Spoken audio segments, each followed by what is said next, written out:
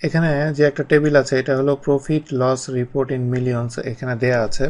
তো profit loss এই রিপোর্টের ক্ষেত্রে কোন মান্থে, যেমন এখানে যেমন জানুয়ারি মান্থ, এই মান্থে জোন 1-এ কত লাভ হয়েছে সেই লাভগুলো এখানে আছে, এবং এরপরে জোন 2-তে দেখেন ফেব্রুয়ারি মান্থে জোন 1-এ এখানে লস হয়েছে। তো লস যেগুলো হয়েছে এগুলো কালার দিয়ে চেঞ্জ করা, এটা কন্ডিশনাল ফরম্যাটিং করা হয়েছে। এই ধরনের চার্টের ক্ষেত্রে আমি যদি এখানে দেখেন একটা চার্ট আমি অ্যাড করেছি, যেটা ক্লাস চার্ট কলাম চার্ট বলা হয়। এটা অ্যাড করার পরে এখানে যেগুলো মাইনাসগুলো দেখেন নিচের দিকে দেখাচ্ছে, কিন্তু এখানে সমস্যা হলো যে এই ধরনের চার্টের ক্ষেত্রে আমার পক্ষে কিন্তু বোঝা ডিফিকাল্ট। আমি যেটা চাচ্ছি সেটা অ্যাকচুয়ালি সে আমাকে আউটপুট দিচ্ছে না। তো সেই ক্ষেত্রে আমি এই চার্টটা আমি মনে করতে পারি যে আমি এটা চেঞ্জ করে দেখতে পারি অন্য টাইপের চার্ট নিয়ে, যেমন লাইন টাইপ হয়তো কাজ করবে ভালো, এটা আমি চিন্তা করতে পারি। তো সেই ক্ষেত্রে আমি এটা চেঞ্জ করে দেখেন যে এটা অ্যাকচুয়ালি কি হয়েছে, এটা কিছুই বোঝার উপায় নাই যে এটা কি হচ্ছে। এই ধরনের সিচুয়েশন যদি হয় সেই ক্ষেত্রে আরেকটা অপশন আছে চার্ট ছাড়া, স্পার্ক লাইন। তো সেটা আপনি অ্যাড করার মাধ্যমে আপনি এই যে প্রফিট এবং লস এটার যে উঠানামা এই জিনিসটা আপনি একবারে আপনি খুব সহজে বুঝতে পারবেন।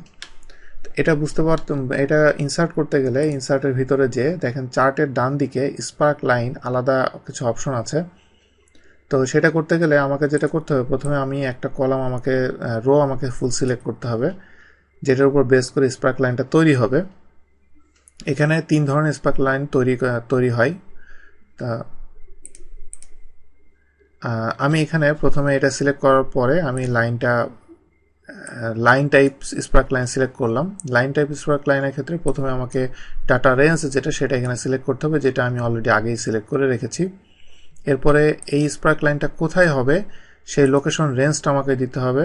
লোকেশন রেঞ্জ আমি এখানে দিলাম, দেওয়ার পরে ওকে দেওয়ার পরে দেখেন এখানে স্পার্ক লাইনটা অ্যাড হয়ে গেছে। এবং আমি যদি এখানে এইভাবে এই সবগুলো আমি এখানে দেই তাহলে দেখেন যে এটা কিভাবে উঠানামা করছে। এটা এক ধরনের টাইপ। নেক্সট আরেকটা টাইপ আমি আপনাদেরকে দেখাচ্ছি,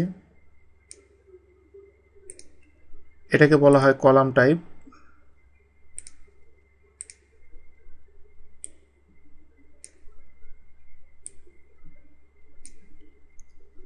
আর আরেক ধরনের আছে, এটাকে বলা হয় উইন অর লস।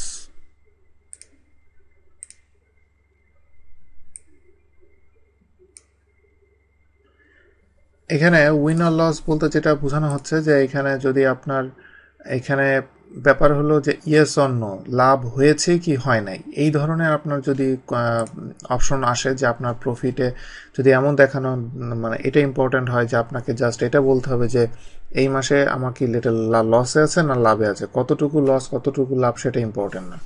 তো সেই ক্ষেত্রে উইন অর লস যেটা এই যে স্পার্ক লাইন, এটার মাধ্যমে আপনি ইউজ করতে পারেন। আর এটা আরেকটা ক্যাটাগরি এবং এটা আরেকটা ক্যাটাগরি, তবে নর্মালি সবাই বেশিরভাগ সময় এটা ইউজ করে, এটা দেখে অনেক বোঝা যায় আর কি। এরপর স্পার্ক লাইন কীভাবে এটাকে আপনি এডিট করবেন সেটা আমি নেক্সট লেসনে নিয়ে আসছি।